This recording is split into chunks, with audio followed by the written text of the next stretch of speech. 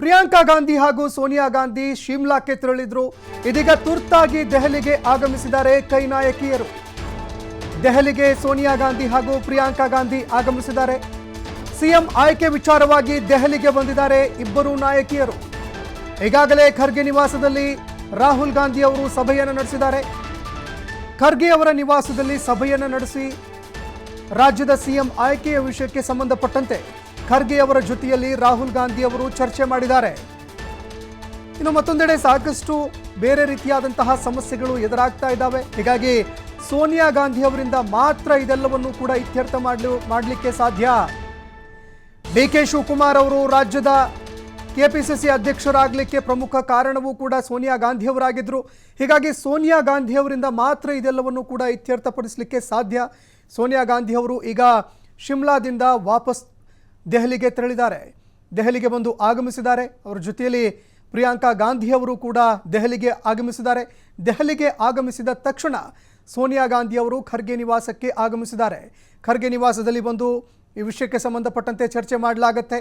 ಒಂದೆಡೆ ಡಿಕೆ ಶಿವಕುಮಾರ್ ಅವರ ಜೊತೆಯಲ್ಲಿ ಪ್ರತ್ಯೇಕವಾಗಿ ಚರ್ಚೆ ಮಾಡಲಿಕ್ಕೆ ತಯಾರಿಯನ್ನು ನಡೆಸಿದರೆ, ಮತ್ತೊಂದೆಡೆಯಲ್ಲಿ ಸಿದ್ದರಾಮಯ್ಯನವರ ಜೊತೆಯಲ್ಲೂ ಕೂಡ ಪ್ರತ್ಯೇಕವಾಗಿ ಮಾತನಾಡಲಿಕ್ಕೆ ಸಮಯಾವಕಾಶವನ್ನು ತೆಗೆದುಕೊಳ್ಳಲಾಗಿದೆ. ಇನ್ನು ಮತ್ತೊಂದೆಡೆಯಲ್ಲಿ ಇಬ್ಬರೂ ನಾಯಕರನ್ನು ಮುಖಾಮುಖಿಯಾಗಿ ಕೂರಿಸಿ ಮಾತನಾಡುವಂತಹ ಸಾಧ್ಯತೆ ಕೂಡ ಇದೆ. ಹೀಗಾಗಿ ಬಹುತೇಕವಾಗಿ ಸಂಜೆ 7 ಗಂಟೆಯ ಒಳಗಾಗಿ ರಾಜ್ಯದ ಮುಖ್ಯಮಂತ್ರಿ ಯಾರು ಅನ್ನುವಂತಹ ಪ್ರಶ್ನೆಗೆ ಉತ್ತರ ಸಿಗುತ್ತೆ. ಎಂದೇ ಎಲ್ಲವೂ ಕೂಡ ಇತ್ಯರ್ಥವಾಗುವಂತಹ ಸಾಧ್ಯತೆ ಇದೆ. ಯಾಕಂದರೆ ಈಗಾಗಲೇ ಸಿದ್ದರಾಮಯ್ಯನವರ ವಿಷಯಕ್ಕೆ ಬಂದು ನೋಡಿದಾಗ ಈಗಾಗಲೇ ಅತಿ ಹೆಚ್ಚು ಶಾಸಕರ ಬಲಾಬಲ ಕೂಡ ಅವರಿಗಿದೆ. ಅತಿ ಹೆಚ್ಚಿನ ಶಾಸಕರು ಕೂಡ ಸಿದ್ದರಾಮಯ್ಯನವರೇ ಸಿಎಂ ಆಗಬೇಕು ಅನ್ನುವಂತಹ ತಮ್ಮ ಅಭಿಪ್ರಾಯವನ್ನು ವ್ಯಕ್ತಪಡಿಸಿದ್ದಾರೆ. ಇನ್ನು ಮತ್ತೊಂದೆಡೆಯಲ್ಲಿ ವೀಕ್ಷಕರು ರಾಜ್ಯಕ್ಕೆ ಆಗಮಿಸಿ ಎಲ್ಲ ಶಾಸಕರ ಅಭಿಪ್ರಾಯವನ್ನು ಸಂಗ್ರಹಣೆ ಮಾಡಿ ಈಗಾಗಲೇ ಎಐಸಿಸಿ ಅಧ್ಯಕ್ಷರಾಗಿರುವಂತಹ ಮಲ್ಲಿಕಾರ್ಜುನ್ ಖರ್ಗೆ ಅವರ ಮುಂದೆಯೂ ಕೂಡ ಇಟ್ಟಿದ್ದಾರೆ. ಹೀಗಾಗಿ ಎಲ್ಲವೂ ಕೂಡ ಕ್ಲಿಯರ್ ಆಗಿರುವಂತಹ ಒಂದು ಸಂದೇಶ ಹೈಕಮಾಂಡ್ ನಾಯಕರಿಗೆ ರವಾನೆ ಆಗಿತ್ತು. ಆದರೂ ಕೂಡ ಡಿಕೆ ಶಿವಕುಮಾರ್ ಅವರು ಕೂಡ ಸಾಕಷ್ಟು ಶ್ರಮವನ್ನು ಹಾಕಿದ್ದಾರೆ ಪಕ್ಷವನ್ನು ಕಟ್ಟಲಿಕ್ಕೆ. ಯಾಕಂದರೆ ಅತಿ ಹೆಚ್ಚು ಸಂಕಷ್ಟದಲ್ಲಿ ಇದ್ದಂತಹ ಸಂದರ್ಭದಲ್ಲಿ ಪಕ್ಷದ ಕೈ ಹಿಡಿದು ಅದನ್ನು ಫಿನಿಕ್ಸ್ ಹಕ್ಕಿಯಂತೆ ಮೇಲೆದ್ದು ಬರುವಂತೆ ಸಾಕಷ್ಟು ಕೆಲಸವನ್ನು ಮಾಡಿದವರು ಡಿಕೆ ಶಿವಕುಮಾರ್ ಅವರು ಕೂಡ. ಇನ್ನು ಮತ್ತೊಂದೆಡೆ ಚುನಾವಣೆಯಲ್ಲಿ ಕೈ ಹಿಡಿದಿದೆಯಲ್ಲ, ಅದು ಸಿದ್ದರಾಮಯ್ಯನವರ 5 ವರ್ಷದ ಆಡಳಿತ. ಬಹುತೇಕವಾಗಿ ಯಶಸ್ವಿಯಾಗಿ 5 ವರ್ಷಗಳವರೆಗೆ ಆಡಳಿತವನ್ನು ಕೊಟ್ಟರು, ಅನೇಕ ಭಾಗ್ಯಗಳನ್ನು ಕೊಟ್ಟರು. ಇನ್ನು ರಾಜ್ಯದಲ್ಲಿ ಅತ್ಯುತ್ತಮವಾಗಿರುವಂತಹ ಆಡಳಿತವನ್ನು ಕೊಟ್ಟಿದ್ದೆ ಈ ಸಂದರ್ಭದಲ್ಲಿ, ಯಾವಾಗ ಇಡೀ ರಾಜ್ಯದಲ್ಲಿ ಆಡಳಿತ ವಿರೋಧಿ ಅಲೆ ಇತ್ತು, ಈ ಸಂದರ್ಭದಲ್ಲಿ ಅತಿ ಹೆಚ್ಚು ಕೆಲಸಕ್ಕೆ ಬಂದಿದ್ದು ಸಿದ್ದರಾಮಯ್ಯನವರ ಆಡಳಿತ. ಹೀಗಾಗಿ ಅದೇ ಒಂದು ವಿಷಯಗಳಿಗೆ ಅತಿ ಹೆಚ್ಚು ಜನ ಸಿದ್ದರಾಮಯ್ಯನವರೇ ನಮ್ಮ ಮುಖ್ಯಮಂತ್ರಿ ಆಗಬೇಕು ಅಂತ ರಾಜ್ಯದ ಜನತೆಯೂ ಕೂಡ ಅನೇಕ ಸರ್ವೆಗಳಲ್ಲಿ ತನ್ನ ಅಭಿಪ್ರಾಯವನ್ನು ವ್ಯಕ್ತಪಡಿಸಿತ್ತು. ಹೀಗಾಗಿ ಸೋನಿಯಾ ಗಾಂಧಿ ಅವರು ಈಗ ದೆಹಲಿಗೆ ಬಂದಿದ್ದಾರೆ. ಈ ಎಲ್ಲ ವಿಷಯಗಳು ಕೂಡ ಅವರ ಮುಂದೆ ಇದೆ. ಒಂದೆಡೆ ಸರ್ವೆಗಳ ಆಧಾರ, ಮತ್ತೊಂದೆಡೆಯಲ್ಲಿ ಶಾಸಕರ ಅಭಿಪ್ರಾಯ, ಇನ್ನು ಮತ್ತೊಂದೆಡೆ ನಾವು ಇಲ್ಲಿ ಸಾಕಷ್ಟು ಸೂಕ್ಷ್ಮವಾಗಿ ಹಾಗೂ ಕೂಲಂಕುಷವಾಗಿ ನಾವು ಗಮನಿಸಬೇಕಾಗತ್ತೆ. ಯಾಕಂದರೆ ಕಾಂಗ್ರೆಸ್ ಕೇವಲ 4-5 ವರ್ಷನೋ ಅಥವಾ ಒಂದು 5 ವರ್ಷದ್ದೋ ಇಲ್ಲಿ ಪ್ಲ್ಯಾನ್ ಆಗೋದಿಲ್ಲ. ಕಾಂಗ್ರೆಸ್ ಮುಂದೆ ಅನೇಕ ಚುನಾವಣೆಗಳನ್ನು ಎದುರಿಸಬೇಕಾಗಿದೆ. ರಾಜ್ಯದಲ್ಲೂ ಕೂಡ ಅನೇಕ ಚುನಾವಣೆಗಳು ಎದುರಿಗೆ ಬರ್ತಾ ಇದ್ದಾವೆ. ಅದು ಜಿಲ್ಲಾ ಪಂಚಾಯತ್ ಎಲೆಕ್ಷನ್ಗಳಾಗಿರ್ಬೋದು, BBMP ಎಲೆಕ್ಷನ್ ಆಗಿರ್ಬೋದು. ಅದಾದ ಬಳಿಕ 2024ರ ಚುನಾವಣೆ ಬರುತ್ತೆ.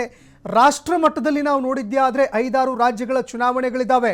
ಹೀಗಾಗಿ ಕಾಂಗ್ರೆಸ್ ಭವಿಷ್ಯದ ದೃಷ್ಟಿಯಿಂದಲೂ ಕೂಡ ಸಾಕಷ್ಟು ಯೋಚನೆಯನ್ನು ಮಾಡ್ತಾ ಇದೆ. ಯಾಕಂದರೆ ಬೇರೆ ಬೇರೆ ರಾಜ್ಯದಲ್ಲಿ ಚುನಾವಣೆಯನ್ನು ಎದುರಿಸುವಂತಹ ಸಂದರ್ಭದಲ್ಲಿ ನಾವು ಕರ್ನಾಟಕದಲ್ಲಿ ಏನೆಲ್ಲ 5 ಗ್ಯಾರಂಟಿ ಯೋಜನೆಗಳನ್ನು ನಾವು ತರ್ತೀವಿ ಅಂತ ಹೇಳಿದ್ವಿ, ಅದೆಲ್ಲವನ್ನೂ ಕೂಡ ನಾವು ಮಾಡಿದ್ದೀವಿ. ಕಳಂಕರಹಿತವಾಗಿರುವಂತಹ ಒಬ್ಬ CM ಅನ್ನು ನಾವು ಕೊಟ್ಟಿದ್ದೀವಿ. ಉತ್ತಮವಾಗಿರುವಂತಹ ಆಡಳಿತ ಇದೆ. ಇನ್ನು ಮತ್ತೊಂದೆಡೆ ನೋಡಿದ್ದೇ ಆದರೆ ನಾವು ನುಡಿದಂತೆ ನಡೆದಿದ್ದೀವಿ ಅನ್ನುವಂತಹ ಒಂದು ಟ್ಯಾಗ್ ಲೈನ್ ಇದೆಯಲ್ಲ, ಒಂದು ಮಾದರಿ ಆಡಳಿತವನ್ನು ಬೇರೆ ರಾಜ್ಯಗಳಿಗೆ ತೆಗೆದುಕೊಂಡು ಹೋಗಬೇಕಾಗಿದೆ. ಅದು ಎಲ್ಲಾದರೂ ಸಾಧ್ಯ ಆದರೆ ಅದು ಕರ್ನಾಟಕದಲ್ಲಿ ಮಾತ್ರ ಸಾಧ್ಯ. ಈಗಾಗಲೇ ಪಂಜಾಬ್ನಲ್ಲಿ ತನ್ನ ಠೇವಣಿಯನ್ನು ಕಳೆದುಕೊಂಡಿದೆ ಕಾಂಗ್ರೆಸ್. ಇದೇ ಒಂದು ಕಾರಣದಿಂದಾಗಿ ನಾಯಕತ್ವದ ಕೊರತೆ, ಮತ್ತೊಂದೆಡೆಯಲ್ಲಿ ಉತ್ತಮವಾಗಿರುವಂತಹ ಆಡಳಿತವನ್ನು ಕೊಡಲಿಲ್ಲ, ನುಡಿದಂತೆ ನಡಿಲಿಲ್ಲ. ಹೀಗಾಗಿ ಈಗಾಗಲೇ ಪಂಜಾಬ್ನಲ್ಲಿ ತನ್ನ ಠೇವಣಿಯನ್ನು ಸಂಪೂರ್ಣವಾಗಿ ಕಳೆದುಕೊಂಡಿದೆ. ಹೀಗಾಗಿ ಕರ್ನಾಟಕದ ಚುನಾವಣೆ ಇದೆಯಲ್ಲ, ಕಾಂಗ್ರೆಸ್ಗೆ ಒಂದು ರೀತಿಯಲ್ಲಿ ಮರುಜೀವವನ್ನು ಕೊಟ್ಟಿದೆ ಅಂತ ಹೇಳಿದರೂ ಕೂಡ ತಪ್ಪಾಗಲಿಕ್ಕಿಲ್ಲ. ಹೀಗಾಗಿ ಕಾಂಗ್ರೆಸ್ಸನ್ನು ಸಂಪೂರ್ಣವಾಗಿ ಮುಕ್ತ ಮಾಡಿಬಿಡ್ತೀವಿ ನಾವು, ಇಡೀ ದೇಶದಿಂದ ಕಾಂಗ್ರೆಸ್ಸನ್ನು ಅಳಿಸಿ ಹಾಕ್ತೀವಿ ಅಂತ ಅನೇಕ ನಾಯಕರ ಮಾತುಗಳನ್ನ ಕೇಳ್ತಾ ಇದ್ವಿ. ಅದರ ನಡುವೆ ಬ್ಯಾಕ್ ಟು ಬ್ಯಾಕ್ ರಾಜ್ಯಕ್ಕೆ ಹೈಕಮಾಂಡ್ ನಾಯಕರು ಬಂದರು, ಬಿಜೆಪಿಯ ನಾಯಕರು ಸ್ಟಾರ್ ಪ್ರಚಾರಕರು ಬಂದು ಪ್ರಚಾರವನ್ನು ಮಾಡಿದ್ರೂ ಕೂಡ ರಾಜ್ಯದಲ್ಲಿ ವರ್ಕೌಟ್ ಆಗಲಿಲ್ಲ. ಅದಕ್ಕೆ ಪ್ರಮುಖ ಕಾರಣ ಸಿದ್ದರಾಮಯ್ಯ ಅಂತ ಹೇಳಿದರೂ ಕೂಡ ತಪ್ಪಾಗಲಿಕ್ಕಿಲ್ಲ. ಹೀಗಾಗಿ ಹೈಕಮಾಂಡ್ ನಾಯಕರು ಸಾಕಷ್ಟು ಎಚ್ಚರಿಕೆಯ ಹೆಜ್ಜೆಗಳನ್ನು ಇಡ್ತಾ ಇದ್ದಾರೆ.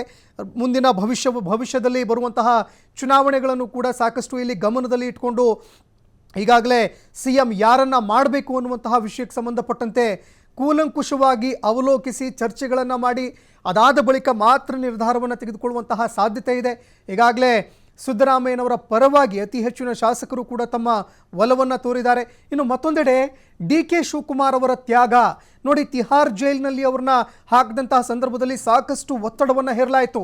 ಸಾಕಷ್ಟು ರೀತಿಯಲ್ಲಿ ED CBI ದಾಳಗಳನ್ನು ಪ್ರಯೋಗ ಮಾಡಲಾಯಿತು.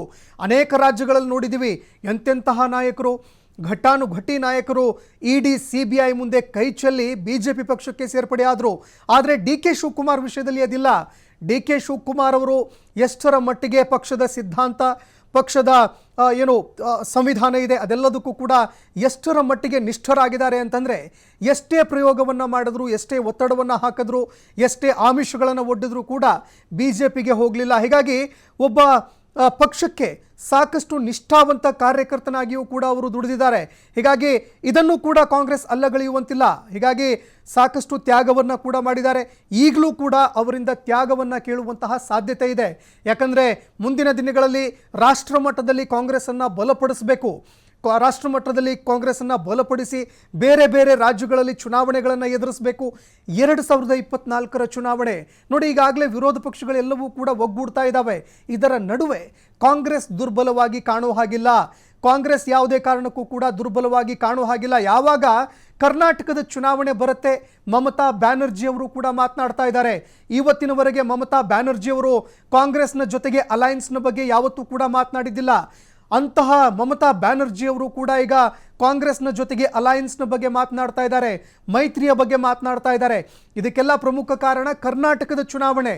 ಯಾಕಂದರೆ ಮಮತಾ ಬ್ಯಾನರ್ಜಿಯವರು ಕೂಡ ಹೇಳಿದ್ದನ್ನೇ, ಕರ್ನಾಟಕದಲ್ಲಿ ಎಷ್ಟರ ಮಟ್ಟಿಗೆ ಆಡಳಿತ ವಿರೋಧಿ ಅಲೆ ಇತ್ತು, ಮತ್ತೊಂದೆಡೆಯಲ್ಲಿ ಹೈಕಮಾಂಡ್ ನಾಯಕರು ಖುದ್ದು ಮೋದಿಯವರು ಹೋಗಿ ಧಾರ್ಮಿಕ ರಾಜಕಾರಣವನ್ನು ಮಾಡಿದ್ರೂ ಕೂಡ BJPಯಲ್ಲಿ ಠೇವಣಿಯನ್ನು ಕಳೆದುಕೊಳ್ತು. ಪ್ರಧಾನಿ ಮೋದಿಯವರು ಎಲ್ಲೆಲ್ಲಿ ಪ್ರಚಾರಕ್ಕೆ ಹೋದರೂ ಅಲ್ಲೇ ಅತಿ ಹೆಚ್ಚಿನ ಸೋಲುಗಳಾಗಿದ್ದಾವೆ, ಮತ್ತೊಂದೆಡೆಯಲ್ಲಿ ಅತಿ ಕಡಿಮೆ ವೋಟಿಂಗ್ ಕೂಡ ಆಗಿದೆ. ಹೀಗಾಗಿ ಮೋದಿ ಫ್ಯಾಕ್ಟರ್ ವರ್ಕೌಟ್ ಆಗ್ತಾ ಇಲ್ಲ.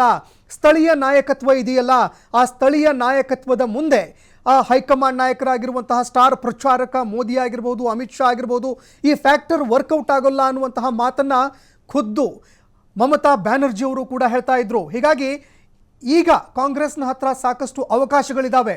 ಭವಿಷ್ಯಕ್ಕೆ ಸಂಬಂಧಪಟ್ಟಂತೆ ಸಾಕಷ್ಟು ರೀತಿಯಲ್ಲಿ ಅವಕಾಶಗಳಿದ್ದಾವೆ. ಆ ನಿಟ್ಟಿನಲ್ಲಿ ಕಾಂಗ್ರೆಸ್ ಕೂಡ ಸಾಕಷ್ಟು ಯೋಚನೆಯನ್ನು ಮಾಡಬೇಕಾಗತ್ತೆ. ಯಾಕಂದರೆ ಕರ್ನಾಟಕದಲ್ಲಿ ಹಲವಾರು ಚುನಾವಣೆಗಳಿದ್ದಾವೆ, ಅದರ ದೃಷ್ಟಿಯಿಂದಲೂ ಕೂಡ ಯೋಚನೆ ಮಾಡಬೇಕಾಗತ್ತೆ. ಮತ್ತೊಂದೆಡೆ ಕೇಂದ್ರದಲ್ಲಿ ಬರ್ತಾ ಇರುವಂತಹ ಚುನಾವಣೆ, ಇದರ ನಡುವೆ 5 ಗ್ಯಾರಂಟಿ ಯೋಜನೆಗಳು ನೋಡಿ, ಎಲ್ಲೂ ಕೂಡ ನಾವು ನೋಡಿದ್ದೇ ಆದರೆ ಅತಿ ಹೆಚ್ಚಿನ ವೋಟ್ಗಳು ಯಾಕೆ ಕಾಂಗ್ರೆಸ್ನತ್ತ ಬಂದವು? ಒಂದೆಡೆ ಆಡಳಿತ ವಿರೋಧಿ ಅಲೆ, ಮತ್ತೊಂದೆಡೆ ಬೆಲೆ ಏರಿಕೆ, ನಿರಂತರವಾಗಿ ಬೆಲೆ ಅಗತ್ಯ ವಸ್ತುಗಳಾಗಿರ್ಬೋದು, ದಿನಸಿಗಳಾಗಿರ್ಬೋದು, ಎಲ್ಲದರದ್ದು ಕೂಡ ಬೆಲೆ ಹೆಚ್ಚಳ ಆಗ್ತಾ ಹೋಗ್ತಾ ಇತ್ತು. ಇದರ ನಡುವೆ ಸಿದ್ದರಾಮಯ್ಯನವರು ಹೊಸ ಒಂದು ಪ್ರಣಾಳಿಕೆಯನ್ನು ರೂಪಿಸಿದ್ರು. ಆ ಪ್ರಣಾಳಿಕೆ ಯಶಸ್ವಿಯಾಗಿ ಕೆಲಸ ಮಾಡಿದೆ. ಹೀಗಾಗಿ 5 ಗ್ಯಾರಂಟಿಗಳನ್ನು ಈಡೇರಿಸುವಂತಹ ಕರ್ತವ್ಯ ಕೂಡ ಕಾಂಗ್ರೆಸ್ ಮೇಲಿದೆ.